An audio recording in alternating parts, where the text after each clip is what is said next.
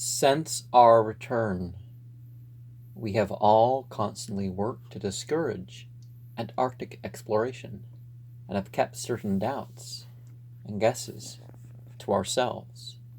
With splendid unity and faithfulness, even young Danforth, with his nervous breakdown, has not flinched nor babbled to his doctors.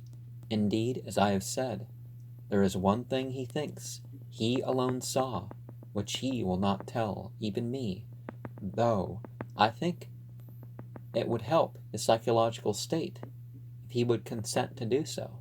It might explain and relieve much, though perhaps the thing was no more than the delusive aftermath of an earlier shock. That is, the impression I gather after those rare, irresponsible moments when he whispers disjointed things to me, things which he repudiates vehemently as soon as he gets a grip on himself again. It will be hard work deterring others from the great white South, and some of our efforts may directly harm our cause by drawing inquiring notice. We might have known from the first that human curiosity is undying, and that the results we announced would be enough to spur others ahead on the same age-long pursuit of the unknown. Lake's reports of those biological monstrosities had aroused naturalists and paleontologists to the highest pitch, though we were sensible enough not to shew the detached parts we had taken from the actual buried specimens, or our photographs of those specimens as they were found. We also refrained from showing the more puzzling of the scarred bones and greenish soapstones, while Danforth and I have closely guarded the pictures we took or drew on the super plateau across the range, and the crumpled things we smoothed, studied in terror, and brought away in our pockets. But now that stark weather Moore party is organizing, and with a thoroughness far beyond anything our outfit attempted. If not dissuaded, they will get to the innermost nucleus of the Antarctic, and melt and bore till they bring up that which may end the world we know.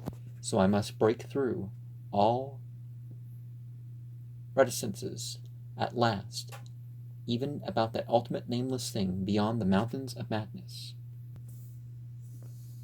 It is only with vast hesitancy, a repugnance, that I let my mind go back to Lake's camp, and what we really found there, and to that other thing beyond the frightful mountain wall. I am constantly tempted to shirk the details, and to let hints stand for actual facts, and inelucidable deductions. I hope I have said enough already to let me glide briefly over the rest, that is, of the horror at the camp.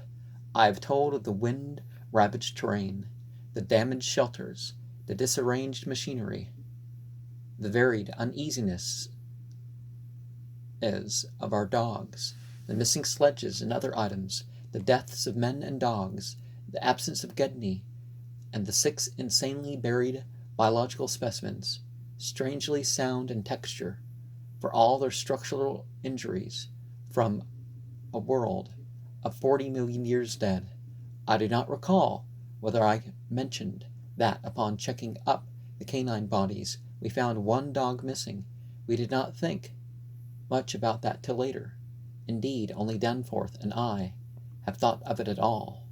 The principal things I have been keeping back relate to the bodies, and to certain subtle points which I may or may not lend a hideous and incredible kind of rationale to the apparent chaos. At the time I tried to keep the men's minds off those points, for it was so much simpler, so much more normal to lay everything to an outbreak of madness on the part of some of Lake's party from the look of things, that Daman mountain wind must have been enough to drive any man mad in the midst of this center of all earthly mystery and desolation. The crowning abnormality,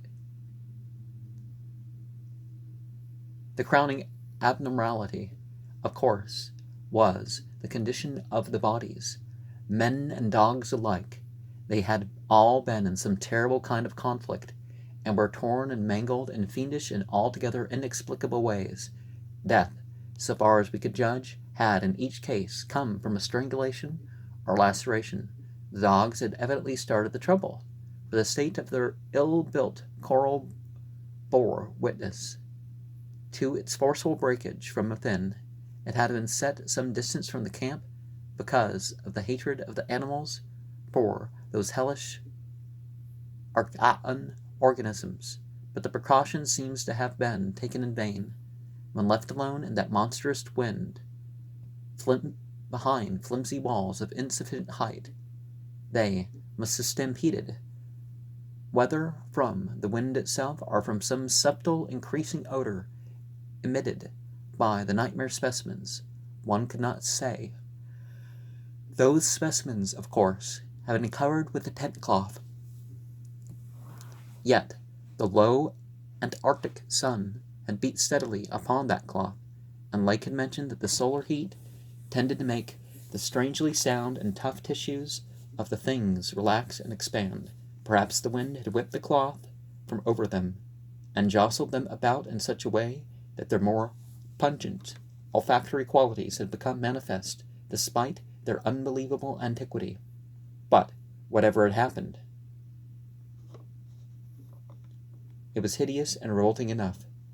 Perhaps I had better put squeamishness aside and tell the worst at last, though with a categorical statement of opinion, based on the first-hand observances of the most rigid deductions of both Danforth and myself, that the then missing Gedney was in no way responsible for the loathsome horrors we found. I have said that the bodies were frightfully mangled. Now I must add that some were incised and subtracted from in the most curious, cold-blooded, and inhuman fashion. It was the same with the dogs and men. All the healthier, fatter bodies, quadrupedal or bipedal, had their most solid masses of tissue cut out and removed, as by a careful butcher, and around them was a strange sprinkling of salt, taken from the ravaged provision chests on the plains, which conjured up the most horrible associations. The thing had occurred in one of the crude aeroplane shelters from which the plane had been dragged out, and subsequent winds had effaced all tracks which could have supplied any plausible theory. Scattered bits of clothing, roughly slashed from the human incision subjects, hinted no clues. It is useless to bring up the half-impression of certain faint snow-prints in one shielded corner of the ruined enclosure, because that impression did not concern human prints at all, but was clearly mixed up with all the talk of fossil prints which poor Lake had been giving throughout the preceding weeks. One had to be careful of one's imagination in the lee of those overshadowing mountains of madness. As I have indicated, Gedney and one dog turned out to be missing in the end. When we came on that terrible shelter, we had missed 2 dogs and 2 men, but the fairly unharmed dissecting tent, which we entered after investigating the monstrous graves, had something to reveal. It was not as Lake had left it, for the covered parts of the primal monstrosity had been removed from the improvised table. Indeed, we had already realized that one of the 6 imperfect and insanely buried things we had found, the one with the trace of a peculiarly hateful odor, must represent the collected sections of the entity which Lake had tried to analyze. On and around that laboratory table were strewn other things, and it did not take long for us to guess that those things were the carefully, though oddly and inexpertly dissected parts of one man and one dog, I shall spare the feelings of survivors by omitting mention of the man's identity. Lake's anatomical instruments were missing, but there were evidences of their careful cleansing. The gasoline stove was also gone, though around it we found a curious litter of matches. We burned the human parts beside the other 10 men, and the canine parts with the other 35 dogs. Concerning the bizarre smudges on the laboratory table, and on the jumble of roughly handled illustrated books scattered near it, we were much too bewildered to speculate. I don't believe in cremation for a series of reasons. This formed the worst of the camp horror, but the other things were equally perplexing. The disappearance of Gedney, the one dog, the 8 uninjured biological specimens, the 3 sledges, and certain instruments, illustrated technical and scientific books, writing materials, electric torches and batteries, food and fuel, heating apparatus, spare tents, fur suits, and the like, was utterly beyond sane conjecture, as we were likewise.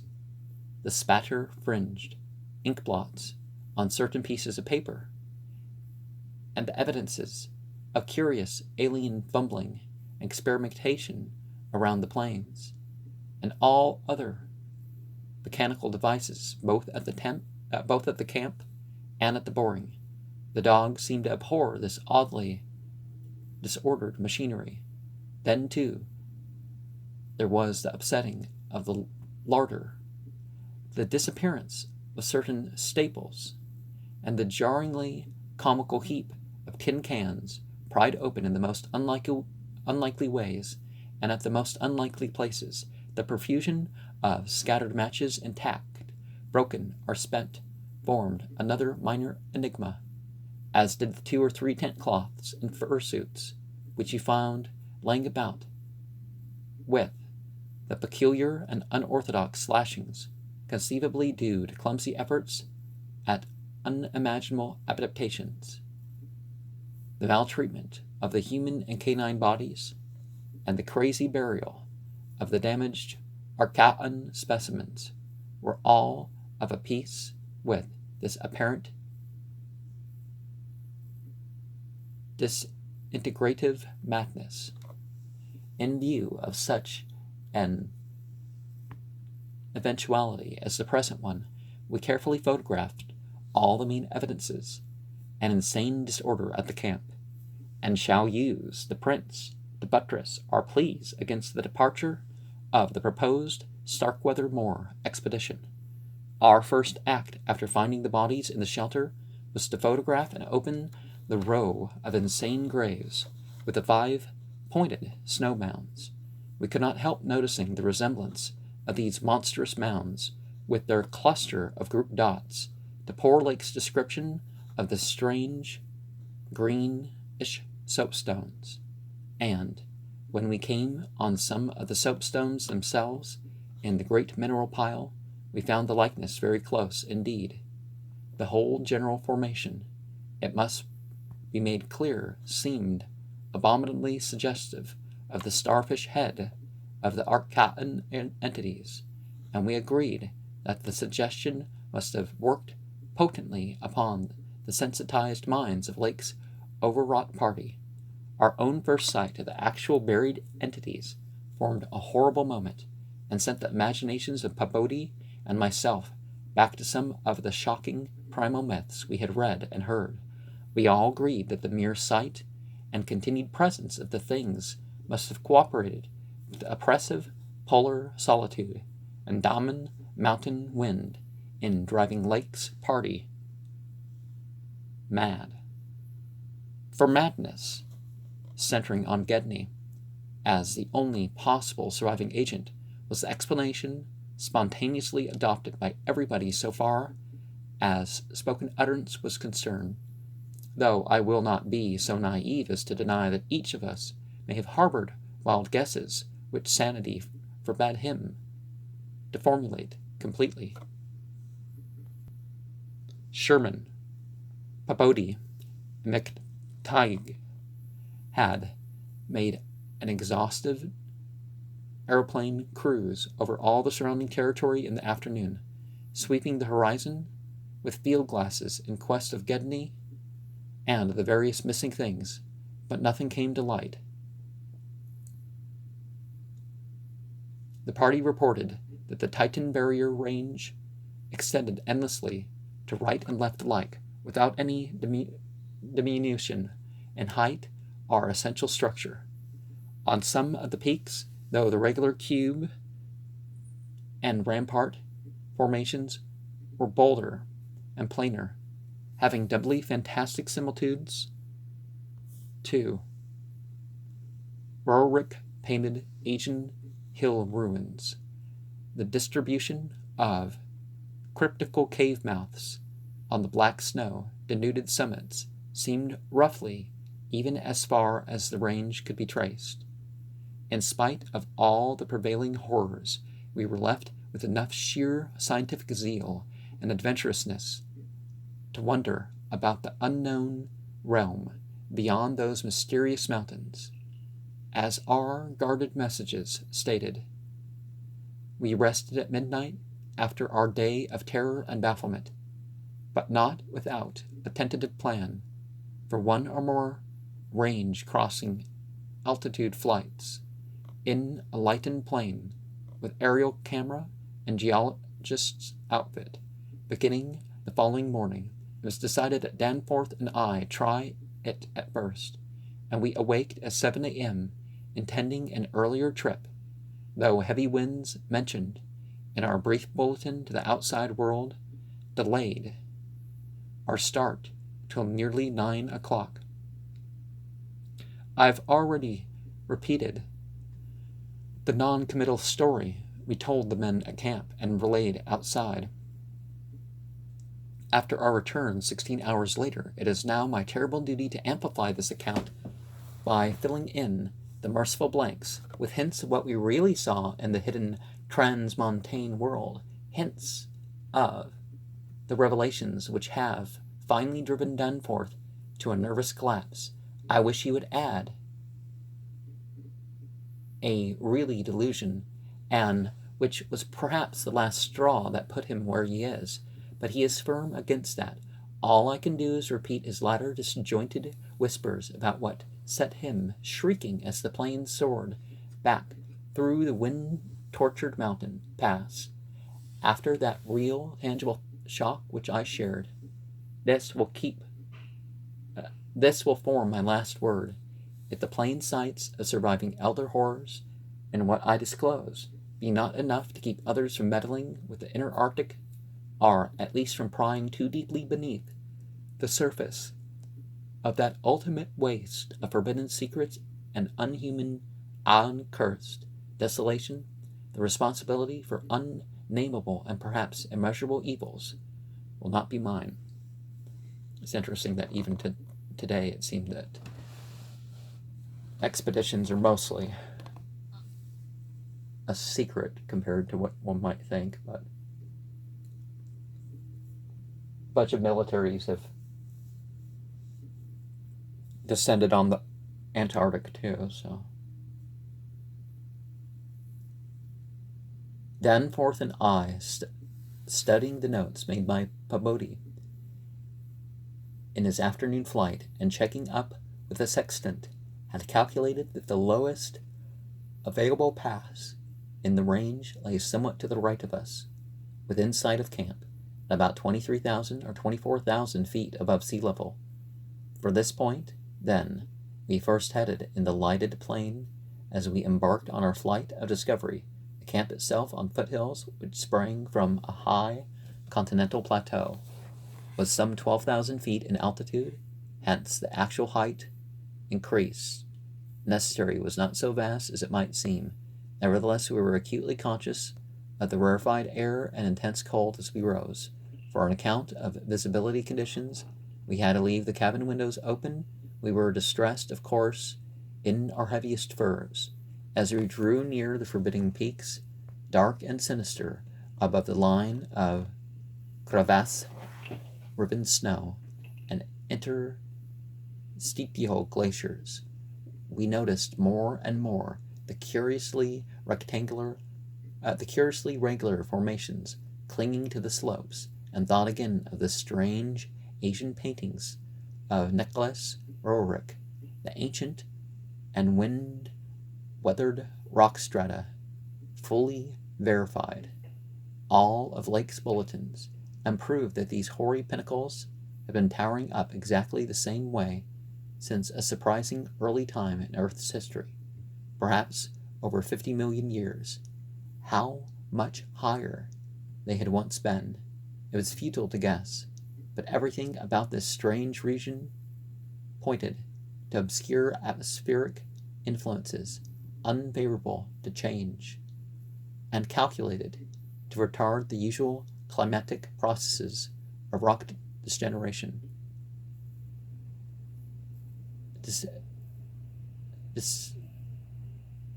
And once something's under a mile of ice, doesn't seem like quite a peak, does it? But it still would be quite a peak. I don't remember exact depths of the Antarctic ice, but it's pretty deep in spots. But it was the mountainside tangle of regular cubes, ramparts, and cave mouths which fascinated and disturbed us most. I studied them with a field glass and took aerial photographs, while Stanforth drove, and at times relieved him at the controls. Though my aviation knowledge was purely an amateur's, in order to let him use the binoculars, we could easily see that much of the material of the things was a lightish Arcatan quartzite, unlike any formation visible over broad areas of the general surface, and that their regularity was extreme and uncanny to an extent which poor Lake has scarcely hinted. As he had said, their edges were crumbled and rounded from untold ions of savage weathering, but their preternatural solidity and tough material had saved them from obliteration. Many parts, especially those closest to the slopes, seemed identical in substance with the surrounding rock surface. The whole arrangement looked like the ruins of Machu Picchu in the Andes, or the primal foundation walls of Kish, as dug up by the Oxford Field Museum expedition in 1929, and both Danforth and I obtained that occasional impression of separate cyclopean blocks which Lake had attributed to his flight companion Carroll. How to account for such things in this place was frankly beyond me, and I felt queerly humbled as a geologist. Igneous formations often have strange regularities, like the famous Giant's Causeway in Ireland. But the stupendous range, despite Lake's original suspicion of smoking cones, was above all else non-volcanic in evident structure. The curious cave mouths, near which the odd formations seemed most abundant, presented another, albeit a lesser puzzle, because of their regularity of outline. They were, as Lake's bulletin had said, often approximately square or semicircular, as if the natural orifices had been shaped to greater symmetry by some magic hand. Their numerousness and wide distribution were remarkable, and suggested that the whole region was honeycombed with tunnels dissolved out of limestone strata. Such glimpses as we secured did not extend far within the caverns, but we saw that they were apparently clear of stalactites and stalagmites. Outside those parts of the mountain slopes adjoining the apertures seemed invariably smooth and regular, and Danforth thought that the slight cracks and pittings of the weathering tended toward unusual patterns. Filled as he was with the horrors and strangeness discovered at the camp, he hinted that the pittings vaguely resembled those baffling groups of dots sprinkled over the primeval greenish soapstones, so hideously duplicated on the madly conceived snow mounds above those 6 buried monstrosities. We had risen gradually in flying over the higher foothills and along toward the relatively low pass we had selected. As we advanced, we occasionally looked down at the snow and ice of the land route, wondering whether we could have attempted the trip with the simpler equipment of earlier days. Somewhat to our surprise, we saw that the terrain was far from difficult as such things go, and that, despite the crevices and other bad spots, it would not have been likely to deter the sledges of a Scott, a Shackleton, or an Amundsen. Some of the glaciers appeared to lead up to the wind-barred passes with unusual continuity, and upon reaching our chosen pass, we found that its case formed no exception.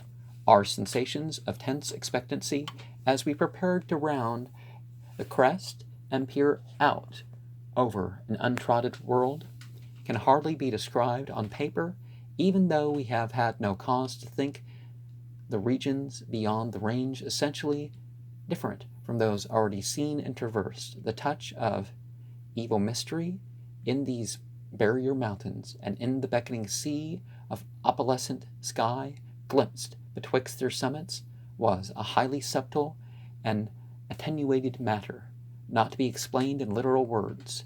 Rather was it an affair of vague psychological symbolism and aesthetic association, a thing mixed up with exotic poetry and paintings, and with archaic myths, lurking in shunned and forbidden volumes. Even the wind's burden held a peculiar strain of conscious malignity, and for a second it seemed that the composite sound included a bizarre musical whistling or piping over a wide range as the blast swept in and out of the omnipresent and resonant cave mouths. There was a cloudy note of reminiscent repulsion in this sound, as complex and unplaceable as any of the other dark impressions. Now, there are certain spiritual sounds that transcend what we can encounter even cyclically. We were now, after a slow ascent, at the height of 23,570 feet, according to the aneroid, and had left the region of clinging snow definitely below us. Up here were only dark, bare rock slopes, and the start of rough-ribbed glaciers. But with those provocative cubes, ramparts, and echoing cave mouths, to add a portent of the unnatural, the fantastic, and the dreamlike, looking along the line of high peaks, I thought I could see the one mentioned by poor Lake, with the rampart exactly on top. It seemed to be half lost in a queer Antarctic haze. Such a haze, perhaps, as had been responsible for Lake's early notion of volcanism. The pass loomed directly before us, smooth and windswept between its jagged and malignly frowning pylons. Beyond it was a sky fretted with swirling vapors, and lighted by the low polar sun, the sky of that mysterious farther realm upon which we felt no human eye had ever gazed. A few more feet of altitude, and we would behold that realm. Danforth and I, unable to speak except in shouts, amidst the howling, piping wind that raced through the pass and added to the noise of the unmuffled engines, exchanged eloquent glances, and then, having gained those last few feet, we did indeed stare across the momentous divide, and over the unsampled secrets of an utter alien Earth.